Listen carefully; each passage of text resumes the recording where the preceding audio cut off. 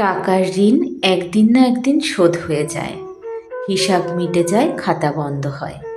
কিন্তু দুঃসময়ে যে মানুষগুলো নিঃস্বার্থভাবে পাশে দাঁড়ায়, তাদের ঋণ কোনো অঙ্কে মাপা যায় না।